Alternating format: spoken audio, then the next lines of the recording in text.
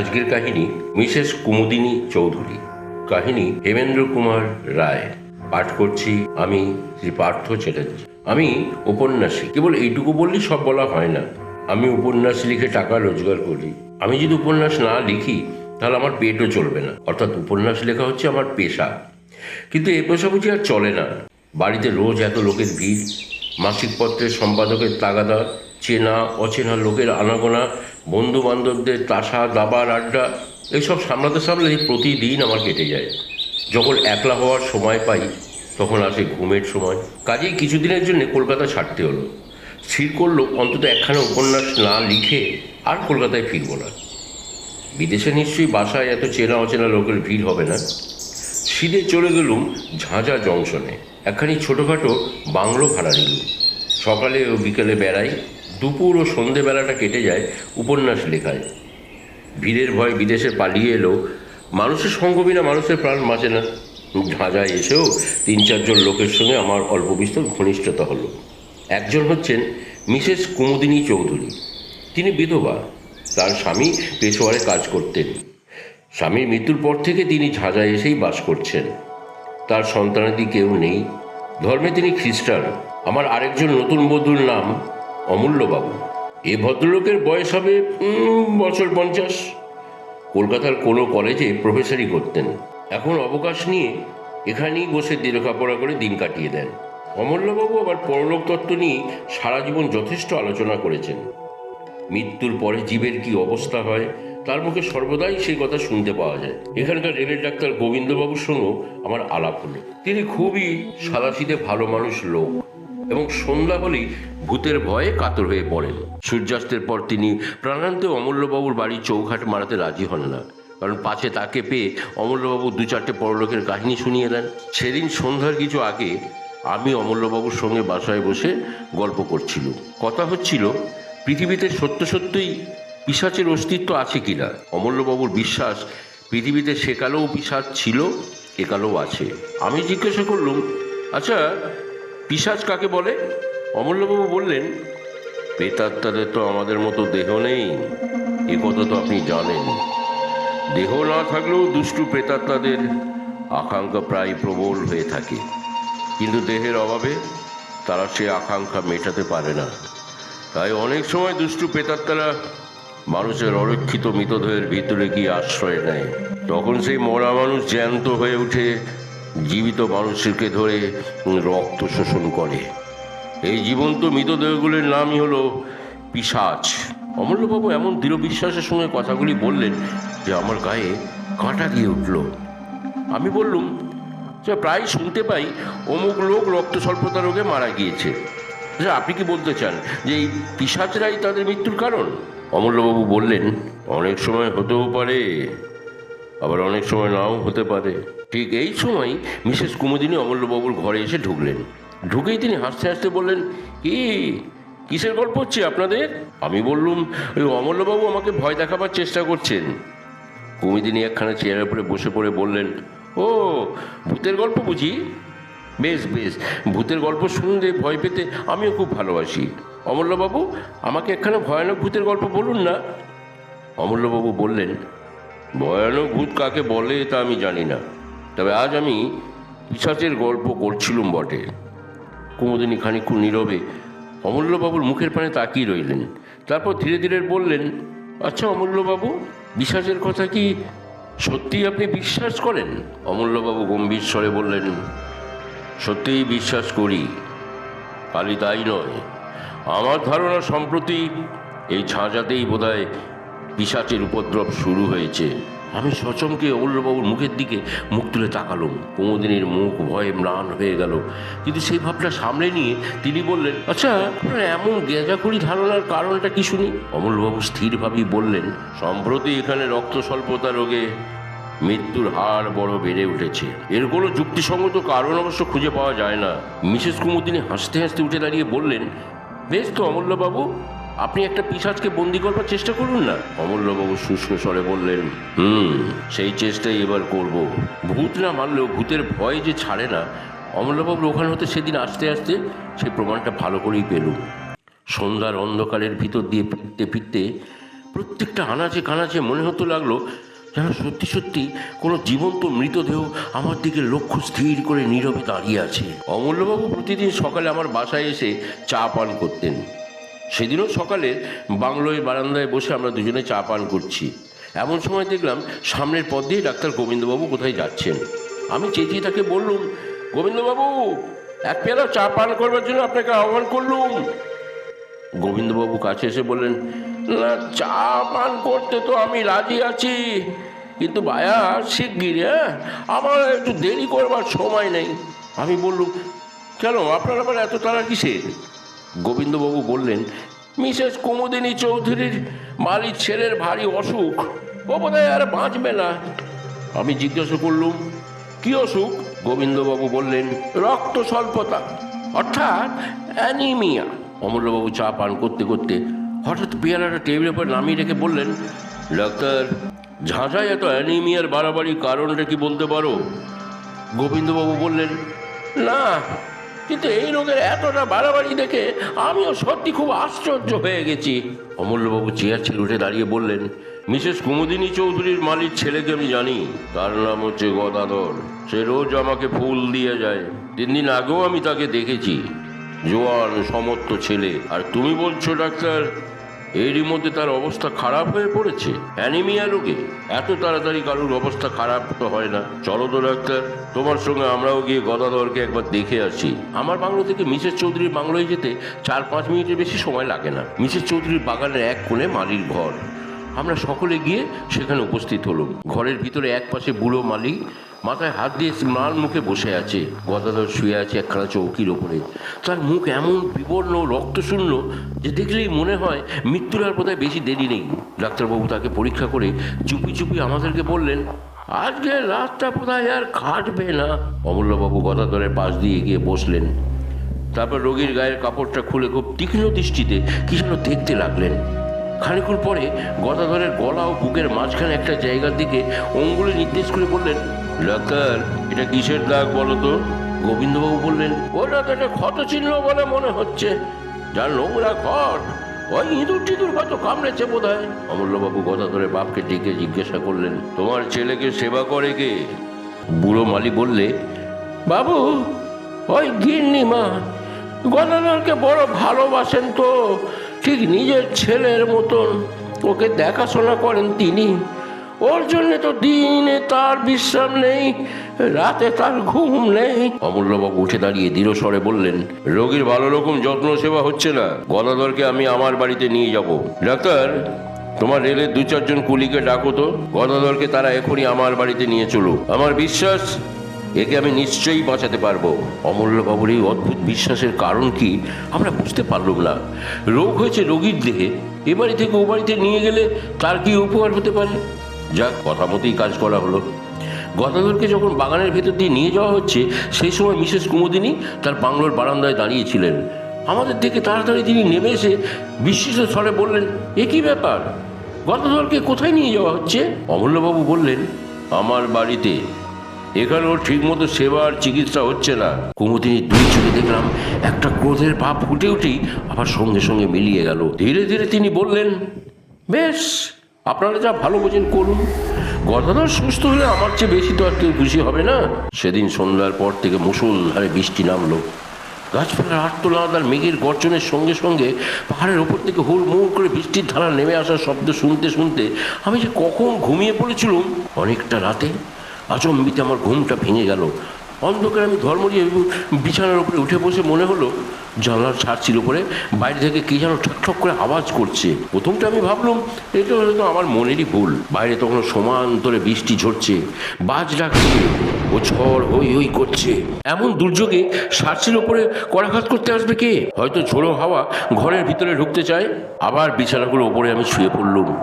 কিন্তু সঙ্গে সঙ্গেই তখন সার্চির ওপরে আবার সেই শব্দটা শুরু হলো, ঠকঠক ঠকঠক ঠকঠক ঠকঠক ঠকঠক। আর তো কোনো সন্দেহই নেই, কে এলো? এই বন জঙ্গলের পাহাড়ের দেশে এই ঝড় বৃষ্টির অন্ধকারে কে আমার ঘরের ভেতরে ঢুকতে চায়? অজানা বিদেশে বলে শোবার সময় বালিশের তলায় রোজই একটা টর্চ রেখে দিতুম। টপ করে টর্চটা তুলে নিয়ে আলোটা জেলে দিলুম। জানলার উপরে আলোটা ফেললুম, আর সেই তীব্র আলোকে দেখলুম বন্ধ সার্সির উপরে দুই হাত ও মুখ রেখে দাঁড়িয়ে আছে একটা অদ্ভুত মূর্তি। ঝোড়ো হাওয়ায় রাশি রাশি কালো কালো লম্বা চুল এসে তার সারা মুখখানাকে আচ্ছন্ন করে ফেলেছে, এবং সেই চুলের ফাঁকে ফাঁকে আগুনের মতো দপদপ করে জ্বলছে তার সেই বিস্ফোরিত চক্ষু। পর মুহূর্তে আধখানা আলোকে রেখার ভিতর থেকে সাত করে সরে গেল। এটা কি তবে আমি দুঃস্বপ্ন দেখলাম? ভয়ে মুছড়ে পড়ে আলোটা নিভিয়ে দিয়ে বিছানার উপরে কাঁপতে কাঁপতে আমি বসে পড়লুম। আতঙ্কে সারা রাত আর আমার ঘুম হলো না। কেবলই মনে হতে লাগলো সার্সির কাজ ভেঙে ওই বুঝি একটা অমানসিক মূর্তি আমার ঘরের ভেতরে হুড়মুড় করে ঢুকে পড়ে। জানালা দিয়ে সকালের আলোটা ঘরের ভিতরে এসে পড়েছে, কিন্তু তখনও আমি ওই জড়বরতের মতোই বিছানার উপর আড়ষ্ট হয়ে বসে আছি। এমন সময় বাইরে থেকে শুনলাম আমার নাম ধরে ডাকছেন অমূল্যবাবু। তাড়াতাড়ি উঠে দরজাটা আমি খুলে দিলুম। অমূল্যবাবু ঘরের ভিতরে এলেন। আমি জিজ্ঞাসা করলুম, এত ভোরে আপনি যে? আচ্ছা, গদাধরের অসুখ কি বেড়েছে নাকি? অমূল্যবাবু বিছানার উপরে উঠে বসে হাসি মুখে বললেন, অসুখ বেড়েছে কি? এই অল্প সময় গদাধর প্রায় সেরে উঠেছে। আমি সবিস্ময়ে বললুম, বলেন কি? কি করে ছাড়ল? অমূল্যবাবু বললেন, গদাধরের তো কোনো অসুখই হয়নি, সে পড়েছিল পিশাচের পাল্লায়। চেষ্টা করেও আমি আর হাসি থামাতে পারলুম না। কৌতুক করে আমি বললুম, আচ্ছা, আপনি কি চারিদিকে এখন পিশাচের স্বপ্ন দেখছেন? অমূল্যবাবু অটলভাবেই বললেন, তোমার যা ইচ্ছা হয় তাই বলো, আমি কোনোই প্রতিবাদ করব না। গদাধর কেন বেঁচেছে জানো? কাল দিন রাত তার শিওরে বসে আমি তাকে পাহারা দিয়েছি বলে কারুকে আমি তার ত্রিসীমানায় আসতে দিইনি। কাল রাতে আবার যদি কেউ তার রক্ত শোষণ করত, তাহলে আজ আর তাকে জীবিত দেখতে পেতে না। আমি সবিস্ময়ে বললুম, রক্ত শোষণ? অমূল্যবাবু, এইসব আপনি কি বলছেন? কি কে তার রক্ত শোষণ করতো? অমূল্যবাবু কিছুক্ষণ স্তব্ধ হয়ে রইলেন, তারপর ধীরে ধীরে বললেন, তোমার ও কথার কোনো জবাব আমি দেব না। কাল রাতে আমি সচক্ষে কি দেখেছি তোমার কাছে আগে সেই কথাটাই আমি বলতে চাই। তুমি তো জানো যে আমার বাড়ি দোতলা।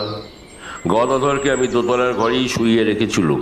পাহারা দেওয়ার জন্য তার পাশে বসে কাল সারা রাত আমি কাটিয়ে দিয়েছি। কালকে রাতের ঝড় বৃষ্টির কথা তুমিও টের পেয়েছ বোধ হয়। মাঝরাত্রে ঝড় বৃষ্টির বেগ অত্যন্ত বেড়ে ওঠে। সেই সময় বই পড়তে পড়তে হঠাৎ আমি মুখ তুলে দেখি জানলার ঠিক বাইরেই দাঁড়িয়ে আছে একটা স্ত্রী মূর্তি। দোতলার ঘর, মাটি থেকে সেই জানলাটা অন্তত 20 ফুট উঁচু হবে। সেখানে কোনো স্বাভাবিক মানুষের মূর্তির আবির্ভাব যে সম্ভবপর নয়, একথা তুমি বুঝতেই পারছো। আমি অবাক হয়ে তার দিকে খানিকক্ষণ তাকিয়ে রইলাম। ঘরের আলো তার মুখের উপরে গিয়ে পড়ছিল। তাকে দেখেই আমি চিনতে পারলুম কে সে। কিছু আন্দাজ করতে পারো? না, অমূল্যবাবু বললেন, সেই মূর্তিটা হচ্ছে মিসেস কুমুদিনী চৌধুরীর। কুমুদিনী খুব হাসি মুখে আমার দিকে তাকিয়েছিলেন। আমি তাকে দেখেই উঠে দাঁড়ালুম। তারপর সার্সি খুলে খড়খড়ির পাল্লা দুটো বন্ধ করে দিলুম সজোরে। আমাকে বাধা দেওয়ার জন্য মূর্তিটা তাড়াতাড়ি হাত বাড়িয়ে এগিয়ে এলো, কিন্তু বাধা দিতে পারলে না। আমার মনে হলো জানলা বন্ধ করবার সময় তার ডান হাতখানা পাল্লার তলায় পড়ে চেপটে গেল। তারপরেও জানলার ওপারে আরও কয়েকবার করাঘাতের শব্দ শুনতে পেলুম, কিন্তু সেদিকে আমি আর বুকরেপি করলুম না। আমার কথা কি পাগলের গল্প বলে মনে হচ্ছে?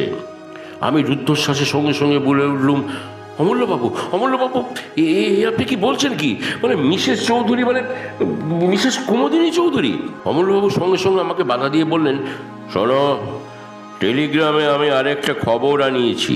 পেশোয়ারে মিসেস কুমুদিনী চৌধুরীর স্বামী মারা যান অ্যানিমিয়া রোগে, আর মিসেস কুমুদিনী চৌধুরীও তার মৃত্যুর 15 দিন আগে দেহত্যাগ করেছেন। আমার সর্বশরীরটা কেমন যেন করতে লাগলো। টেবিলের এক কোণ ধরে আমি তাড়াতাড়ি চেয়ারের উপরে বসে পড়লুম। অনেকক্ষণ পর নিজেকে সামলে নিয়ে অমূল্যবাবুর কাছে আমিও কালকে রাত্রে যা দেখেছি সেই ঘটনাটা সব খুলে বললুম। অমূল্যবাবু কি একটা বলতে যাচ্ছিলেন, কিন্তু হঠাৎ দরজার দিকে তাকিয়ে থেমে গেলেন। ফিরে দেখলুম বাংলোর সিঁড়ি দিয়ে বারান্দায় এসে উঠলেন মিসেস কুমুদিনী চৌধুরী। তাকে দেখেই সর্বপ্রথমে আমার চোখ পড়ল তার ডান হাতের দিকে।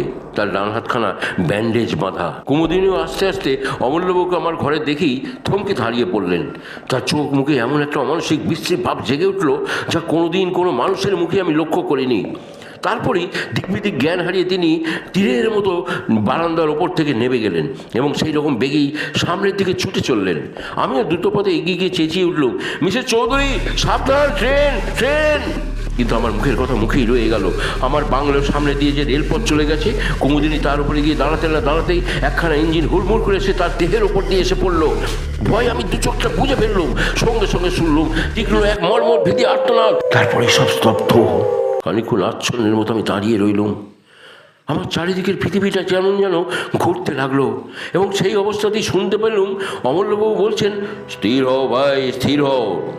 ট্রেনে যে চাপা পড়লো ও কোনো মানুষের দেহ নয়, ও হচ্ছে কোনো পিশাচের আশ্রিত দেহ। ঝাঁঝার গোরস্থানে মিসেস কুমুদিনী চৌধুরীর দেহর কবর দেওয়া হলো। তারপর মাসখানেক কেটে গেল। এই ভীষণ ঘটনার ছাপ আমাদেরও মনের উপর থেকে ধীরে ধীরে অস্পষ্ট হয়ে আসতে লাগলো। কিন্তু এই ঘটনার সঙ্গে জড়িত একটা বিষয় সম্বন্ধে আমার মনের ধাঁধা কিন্তু খুঁজল না। আচ্ছা, ঝাঁঝায় রক্ত স্বল্পতা রোগের বাড়াবাড়ি এখনো কমলো না কেন? তাই নিয়ে প্রায় আমাদের মধ্যে আলোচনা হয়, কিন্তু অমূল্যবাবু পর্যন্ত ধাঁধায় পড়ে গেছেন। তিনিও মাঝে মাঝে আশ্চর্য হয়ে বলেন, তাই তো হে, এই রক্ত স্বল্পতা রোগটা এখানে সংক্রামক হয়ে দাঁড়ালো নাকি? এর কারণ তো কিছুই বোঝা যাচ্ছে না। কিছুদিন পর একদিন নদীর ধার থেকে ফিরতে ফিরতে রাত হয়ে গেল। সেই রাতটা ছিল চমৎকার। পরিপূর্ণ পূর্ণিমা নদীর জলকে যেন মেজে ঘষে রূপোর মতো চকচকে করে তুলেছে, এবং চারিদিক ধপধপ করছে প্রায় দিনের বেলার মতো। এই পূর্ণিমার শোভা দেখবার জন্যই এতক্ষণ আমি নদীর ধারে অপেক্ষা করছিলুম। বিভোর হয়ে চারিদিকে তাকাতে তাকাতে বাসার পথে ফিরে আসছি। গভীর স্তব্ধতার ভিতরে ঝিল্লির আওয়াজ ছাড়া আর কোনো কিছুরই সাড়া পাওয়া যাচ্ছে না। অত একান্ত নির্জন। প্রাণে হঠাৎ গান গাইবার বড় স্বাদ হলো। এমন রাতের সৃষ্টি তো গান গাইবার জন্যই। কিন্তু গান গাইবার উপক্রম করতেই সামনের দিকে তাকিয়ে যা দেখলুম, তাতে আমার বুকের রক্ত যেন হিম হয়ে গেল। পথের একটা মোড় ফিরে প্রায় আমার সামনে এসে দাঁড়ালেন মিসেস কুমুদিনী চৌধুরী। আমার দেখবার কোনো ভ্রম হয়নি, তেমন উজ্জ্বল পূর্ণিমার ভ্রম হওয়ার কোনো সম্ভাবনাও ছিল না। ভাগ্যে কুমুদিনী অন্যদিকে তাকিয়েছিলেন, তাই আমাকে তিনি দেখতে পেলেন না। আমি তাড়াতাড়ি একটা গাছের আড়ালে সরে গেলাম। কুমুদিনী সেই পথ ধরে একদিকে অগ্রসর হলেন। আমি স্তম্ভিত নেত্রে লক্ষ্য করলুম তার দেহ যেন মাটির ওপর দিয়ে পা ফেলে ফেলে হেঁটে যাচ্ছে, শূন্য দিয়ে ভেসে যাচ্ছে একখানা মেঘের মতন। পথের বাঁকে সেই অদ্ভুত ও ভীষণ মূর্তি অদৃশ্য হয়ে গেল, এবং আমিও ছুটতে লাগলাম রুদ্ধশ্বাসে, আতঙ্কে ও বিস্ময় বিহ্বল হয়ে। ছুটতে একেবারে অমূল্যবাবুর বাড়িতে। অমূল্যবাবুর বৈঠকখানে একলা বসে বই পড়ছিলেন। হঠাৎ আমাকে সেইভাবে সেখানে গিয়ে পড়তে দেখে নির্বাক বিস্ময়ে আমার দিকে মুখ তুলে তাকিয়ে রইলেন। আমি প্রায় রুদ্ধশ্বাসে বলে উঠলুম, মিসেস চৌধুরী, অমূল্যবাবু, এইমাত্র আমি মিসেস চৌধুরীর সঙ্গে আমার দেখা হলো। অমূল্যবাবু সিধে হয়ে উঠে বসে বললেন, তার মানে? আমি হাঁপাতে বললুম, নদীর পথ দিয়ে আমি ফিরে আসছিলাম। মিসেস কুমুদিনী চৌধুরী প্রায় আমার পাশ দিয়ে এইমাত্র চলে গেলেন। তুমি ঠিক দেখেছো? আপনাকেও যেমন ঠিক দেখছি, তাকেও ঠিক তেমনিই দেখেছি। ওঠো, আর দেরি নয়, এখনই আমার সঙ্গে চলো। আর এখন কোনো কথাও জিজ্ঞাসা করো না। অমূল্যবাবু হাত ধরে আমাকে টেনে নিয়ে দ্রুত পদে ঘর থেকে বেরিয়ে এলেন। তারপরে বাগানের এক কোণ থেকে একটা শাবল আর একখানা কোদাল তুলে নিয়ে কোদালখানা আমার হাতে দিয়ে বললেন, এসো। আমি যন্ত্রচালিতের মতো তার সঙ্গে চলতে লাগলুম। আবার সেই নদীর পথ, চারিদিকে তেমনি নীরব ও নির্জন, আকাশে তেমনি স্বপ্নময় চাঁদের হাসি, নিবিড় বন জঙ্গল ও পাহাড়ের পর পাহাড় দাঁড়িয়ে আছে যেন ছবিতে আঁকা। কিন্তু সেসব দৃশ্য দেখার মতো মনের অবস্থা তখন আমার ছিল না। আমার প্রাণ থেকে সমস্ত কবিতা তখন কর্পূরের মতো উবে গিয়েছিল। ঘাসের উপরে বড় বড় গাছের ছাওয়া নড়ছে, আর আমি চমকে উঠছি। নিস্তব্ধতা বিদীর্ণ করে একটা পেঁচা চেঁচিয়ে উঠল। শিউরে আমি ভাবলুম, ঝোপে আড়ালে আবঝায় যেসব অশলীল দুষ্ট আত্মা রক্ততৃষায় উন্মুখ হয়ে আছে, এই নিশাচর পাখিটা যেন তাদেরই সাবধান করে জানিয়ে দিলে, তোমরা প্রস্তুত হও, পৃথিবীর শরীর প্রাণীরা এখন আসছে। হয়তো ঝাঁঝার গোরস্থান, কবরের পর কবরের সারি সারি দেখা যাচ্ছে। তাদের উপরে ইটের বা পাথরের গাঁথুনি, পাশ থেকে নদীর জলের টান ভেসে আসছে অশান্ত তালে। আমার মনে হলো এতক্ষণ এই কবরের পাথরের উপরে যেসব ছায়াদেহ বসে বসে রাত্রি যাপন করছিল, আচম্বিতে জীবিত মানুষের আবির্ভাবে অন্তরালে গিয়ে নদীর স্বর মিলিয়ে তারা ভয়াবহ কানাকানি করছে। একটা ঝোপের ভিতরে আমাকে টেনে নিয়ে অমূল্যবাবু বললেন, এইখানে স্থির হয়ে লুকিয়ে বসে থাকো, সাবধান, কোনো কথা কইও না কিন্তু। সারা রাত সেইখানে আমরা দুজন আড়ষ্ট হয়ে বসে রইলুম। সেদিনকার সেই রাতটাকে আর পৃথিবীর রাত বলে মনে হলো না। ইহলোকে থেকেও আমরা যেন পরলোকের বাসিন্দা হয়েছি। চাঁদ পশ্চিম আকাশের শেষ প্রান্তে, পূর্ব দিকে ধীরে ধীরে যেন মৃত রাত্রির বুকে রক্ত ঝরে পড়তে লাগলো। ভোর হচ্ছে, হঠাৎ অমূল্যবাবু আমার গাটা টিপলেন। আমি চমকে ফিরে দেখি নিবিড় বনের ভেতর থেকে মেঘের মতো গতিতে এক অপার্থিব নারী মূর্তি বেরিয়ে আসছে, মিসেস কুমুদিনী চৌধুরী। অমূল্যবাবু আমার কানে কানে বললেন, আজকের রাতের মতো পিশাচের রক্ত পিপাসা শান্ত হলো।